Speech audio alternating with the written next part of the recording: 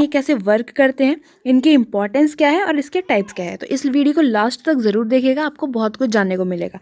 तो चलिए शुरू करते हैं।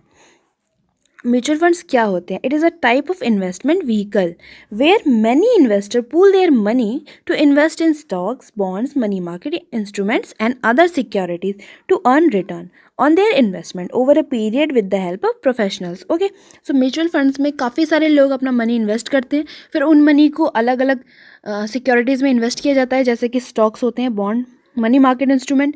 यहाँ पे कैपिटल मार्केट में और मनी मार्केट दोनों में इन्वेस्टमेंट होती है। ओके, और उसके ऊपर कुछ इंटरेस्ट मिलता है, यानी कि रिटर्न मिलता है उनको कुछ टाइम के बाद, या फिर डिपेंड करता है क्या क्या टाइम है। और ये सब किसके द्वारा होता है? प्रोफेशनल्स के जरिए होता है, ठीक है, क्योंकि म्यूचुअल फंड्स में प्रोफेशनल इन सबको मैनेज करते हैं मनी को कि कहाँ इन्वेस्ट करना है। Okay, mutual funds allow small investor to access professionally manage portfolios of equities, bonds and other securities. Mutual funds company also known as the asset management company. ठीक है, तो म्यूचुअल फंड्स को हम क्या बोलते हैं?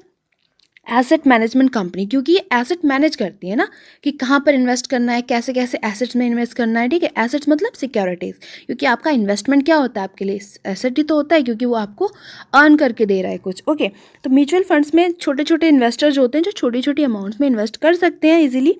ठीक है, और इन सबको प्रोफेशनल्स द्वारा मैनेज किया जाता है। जो पोर्टफोलियोज होता है किस किस का, इक्विटी, बॉन्ड्स, ये सबको मिला के जब हम पोर्टफोलियो बनाते हैं, पोर्टफोलियो किसके द्वारा मैनेज किया जाता है?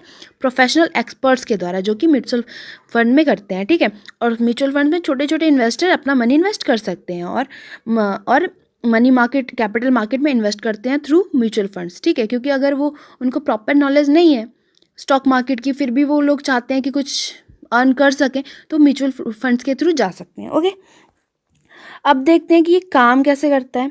ठीक है, mutual funds unlike stock do not invest only in a particular security but invest in several investment option to provide the investor best possible returns. ठीक है, तो म्यूचुअल स्टॉक मार्केट में क्या होता है कि हमको पता है कि हम सिर्फ स्टॉक्स में, यानी कि शेयर्स में इन्वेस्ट कर रहे हैं। अगर हम वहाँ जाते हैं तो हमको पूरा पूरा पता है कि हाँ, हमें सिर्फ स्टॉक और शेयर्स में इन्वेस्ट करना है।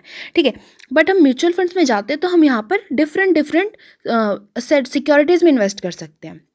ठीक है, क्योंकि यहाँ पे ऑप्शन होते हैं, अलग अलग ऑप्शन होते हैं। आप एक ही फंड के थ्रू काफ़ी सारे सिक्योरिटीज़ में इन्वेस्ट कर सकते हैं। ठीक है, तो यहाँ पर जो प्रोफेशनल्स होते हैं वो मैनेज करते हैं पोर्टफोलियो, और काफ़ी अच्छा और सिलेक्ट करते हैं कि जो स्कीम होती है वो अच्छी हो, मतलब जो जिस फंड में आप निवेश कर रहे हो वो बेस्ट हो, जो कि बेस्ट रिटर्न्स प्रोवाइड करे इन्वेस्टर्स को।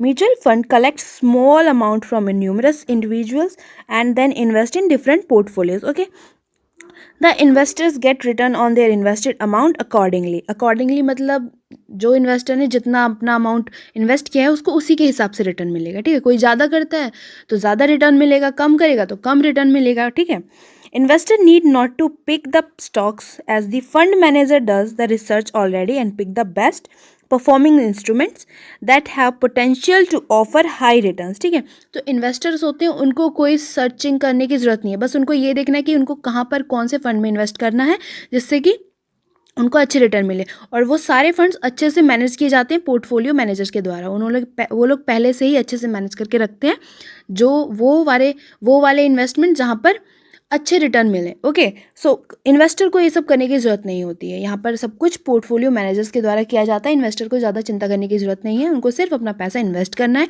ये देखना है कि उनको कौन से इन्वेस्टमेंट में करना है, मतलब कौन से फंड्स में करना है, बस। ओके, अब देखते हैं कि इसकी इंपॉर्टेंस क्या है। जैसे कि म्यूचुअल फंड्स होते हैं वो अलग अलग जगह इन्वेस्ट करते हैं, स्टॉक मार्केट में ना करके डिफरेंट सिक्योरिटीज़ में इन्वेस्ट होता है। ओके, मैनी अलग अलग इन्वेस्टमेंट, एक ही फंड में काफ़ी सारी इन्वेस्टमेंट हो जाती है, तो इसकी इंपॉर्टेंस होती है कुछ। अब देखते हैं, प्रोफेशनल एक्सपर्टाइज मिलता है यहाँ पर। आप म्यूचुअल फंड्स में जाएंगे आपको सब कुछ प्रोफेशनली मैनेज मिलेगा। ओके, तो अगर आपको अच्छे से नहीं पता कुछ मनी मार्केट या कैपिटल मार्केट के बारे में, तो आप इजीली इन प्रोफेशनल्स का हेल्प से इन्वेस्ट कर सकते हैं। रिटर्न, अब क्योंकि ये प्रोफेशनल होते हैं ये अच्छे से सिलेक्ट करते हैं कि कौन से सिक्योरिटीज़ में इन्वेस्ट करना है। ठीक है, तो अच्छे रिटर्न भी मिल सकते हैं। डाइवर्सिफिकेशन जैसे कि अब मान देखो, या तो आप अब स्टॉक मार्केट में क्या होता है कि सिर्फ स्टॉक में करना है, पर म्यूचुअल फंड्स में आप अलग अलग ऑप्शंस में इन्वेस्ट कर सकते हैं। ओके, इसी को हम डाइवर्सिफिकेशन बोलते हैं। टैक्स बेनिफिट, अब म्यूचुअल फंड्स में कुछ ऐसी स्कीम्स भी, मतलब फंड्स भी होते हैं जहाँ पर आपको टैक्स बेनिफिट मिलता है। ओके, अगला है नो लॉक इन पीरियड। यहाँ पे कोई लॉक इन पीरियड नहीं होता है, ठीक है, कि आपको अभी इन्वेस्ट किया और आपको इतने टाइम के बाद जाके मिलेगा या फिर कुछ और, ठीक है। ज़्यादातर क्या होता है कि आपको लिक्विडिटी होती है। जैसे कि अगला है लिक्विडिटी, आप इजीली कभी भी अपने पैसा जो आपका इन्वेस्टमेंट है विड्रॉ कर सकते हो या फिर, ठीक है, विड्रॉ कर सकते हो। लिक्विडिटी ज़्यादा होती है। फ्लेक्सिबिलिटी, अब नो ना ही लॉक इन पीरियड है, लिक्विडिटी भी है, तो फ्लेक्सिबिलिटी ऑटोमेटिकली आ जाती है क्योंकि आप इजीली अपना विड्रॉ कर सकते हो अमाउंट। ओके, तो ये कुछ इंपॉर्टेंस थे। अब देखते हैं कि इसके टाइप क्या क्या होते हैं, ठीक है। Mutual funds are classified on different basics, अलग अलग बेसिक पे इनको डिफाइन किया गया है। पहला है एसेट क्लास, अगला है बेस्ड ऑन स्ट्रक्चर, उसके बाद है इन्वेस्टमेंट ऑब्जेक्टिव। अब हम इनके बारे में डिस्कस करते हैं।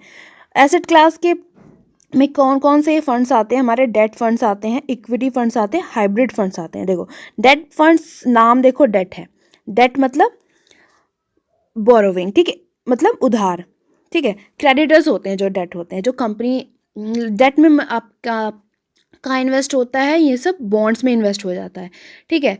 कंपनीज के बॉन्ड्स हो गई, कहाँ से गवर्नमेंट के बॉन्ड्स होते हैं, इन सब में इन्वेस्ट किया जाता है, ठीक है, क्योंकि ये यहाँ पर रिस्क थोड़ा कम होता है, ठीक है, रिटर्न अच्छा मिल जाता है, रिस्क भी कम होता है। अगला है इक्विटी फंड्स। इक्विटी में स्टॉक्स में इन्वेस्ट किया जाता है, स्टॉक्स शेयर्स में, ठीक है। तो यहाँ पर रिस्क ज़्यादा होता है, तो शॉर्ट टर्म में तो कोई फ़ायदा नहीं दे पाता है क्योंकि ये डिपेंड करता है ना मार्केट के अप एंड डाउन्स पे, बट लॉन्ग टर्म में काफ़ी अच्छे रिटर्न मिल जाते हैं इक्विटी फंड से, ठीक है। हाइब्रिड में अब हम क्या करते हैं कि हाइब्रिड में डेट एंड इक्विटी दोनों को इंक्लूड कर दिया जाता है। कुछ पैसा आपका इक्विटी में इन्वेस्ट होगा और कुछ डेट में इन्वेस्ट होगा, ठीक है। यहाँ पर बैलेंस्ड हो जाता है डेट एंड इक्विटी का, तो इसी को हम हाइब्रिड कहते हैं। अब अगला है बेस्ड ऑन स्ट्रक्चर। स्ट्रक्चर के बेस पे देखो ओपन एंडेड है, अगला है क्लोज एंडेड।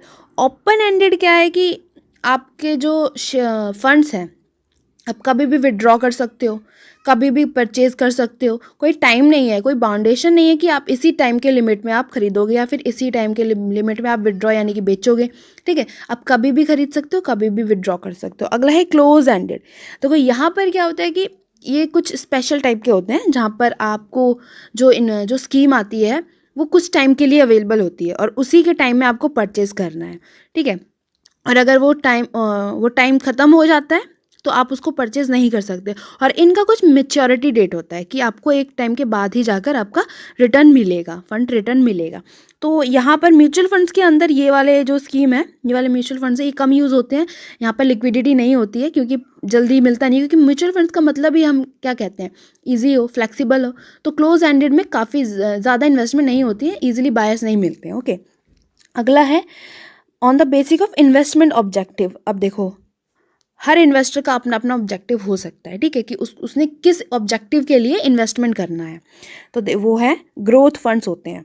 ग्रोथ फंड्स में क्या आता है कि आपको ग्रोथ चाहिए, आपको हाई रिटर्न चाहिए, ठीक है। तो हाई रिटर्न चाहिए तो हाई रिस्क भी होगा, क्योंकि ग्रोथ फंड्स में क्या होता है कि आपके जो इन्वेस्टमेंट है उसका ज़्यादातर हिस्सा इक्विटीज़ में इन्वेस्ट किया जाता है, एक शेयर्स में इन्वेस्ट किया जाता है। तो जहाँ शेयर्स आते हैं वहाँ रिस्क भी आता है, ठीक है। तो यहाँ थोड़ा रिस्क ही होता है, बट लॉन्ग रन में आपको अच्छे रिटर्न मिल जाते हैं, ग्रोथ मिल जाती है, ठीक है। शॉर्ट टर्म में नहीं मिल पाता है बट लॉन्ग रन में अच्छी अच्छी ग्रोथ मिल जाती है। अगला है इनकम फंड। अब देखो नाम से ही क्लियर है, इनकम। इनकम मतलब एक इनकम आनी चाहिए ना, तो रेगुलर इनकम के लिए इन्वेस्ट करना ताकि हमको एक रेगुलर इनकम मिलती रहे, ठीक है। तो यहाँ पर ज़्यादातर जो आपका मनी है वो कहाँ इन्वेस्ट होता है? डेट्स में, क्योंकि वहाँ रिस्क जो है वो कम होता है और आपको रेगुलर इंटरेस्ट भी मिलता है इनकम की तरह, ठीक है। अगला है लिक्विड फंड्स। देखो लिक्विड मतलब वो होता है जहाँ पर आप इजीली उसको लिक्विडिटी यानी कि कैश में कन्वर्ट करवा सको। लिक्विडिटी आती है तो वहाँ पर मनी मार्केट आ जाता है, ठीक है। तो मनी मार्केट आता है क्यों? क्योंकि वो एक 1 ईयर के लेस देन होता है। तो अगर आप वहाँ इन्वेस्ट करते हैं तो यहाँ पर मनी मार्केट के इंस्ट्रूमेंट में इन्वेस्ट होता है, ठीक है। गवर्नमेंट की सिक्योरिटीज़ आते हैं, ट्रेजरी बिल्स आ जाते हैं, सीडी यानी कि सर्टिफिकेट ऑफ डिपॉजिट्स, ठीक है, कॉमर्शियल पेपर्स, ये सब इसके अंदर आ जाते हैं। लिक्विड फंड्स के बारे में, लिक्विड फंड्स के अंदर। ओके, अगला है tax saving funds. Tax saving, अगर आपको टैक्स बचाना है तो कुछ फंड्स होते हैं जहाँ पर आपको टैक्स सेविंग के लिए इन्वेस्टमेंट मिल जाती है, ठीक है। उन फंड्स में आप इन्वेस्ट करते हो तो आपको जब आप रिटर्न फाइल करते हो अपनी इनकम की तो आपको वहाँ पर बेनिफिट मिल जाता है। ठीक है। तो जैसे कि यहाँ पे लिक्विड फंड्स था, तो लिक्विड फंड्स में क्या आता है, मनी मार्केट वाले इंस्ट्रूमेंट्स आते हैं। तो मैंने मनी मार्केट इंस्ट्रूमेंट के बारे में बता रखा है अपने पिछली वीडियोस में। अगर आपको उसके बारे में जानना है तो आप हमारे चैनल पे जाकर, इन्फॉर्मेट एजुकेशन पे चैनल पे जाकर, वहाँ पर एक प्लेलिस्ट सेक्शन होगा, प्लेलिस्ट सेक्शन होगा, वहाँ पर फाइनेंशियल अवेयरनेस के नाम से प्लेलिस्ट होगी, वहाँ पर आप देख सकते हैं मनी मार्केट के बारे में। ओके, सो आज का वीडियो यही था। आई होप आपको एक वीडियो अच्छा लगा होगा। थैंक यू सो मच इस वीडियो को लास्ट तक देखने के लिए। प्लीज़ कमेंट अगर आपको कुछ जानना है या फिर कुछ भी रिलेटेड टू दिस टॉपिक अगर आपको जानना है तो प्लीज़ कमेंट करिएगा, and please share and like and subscribe our channel. Thank you so much.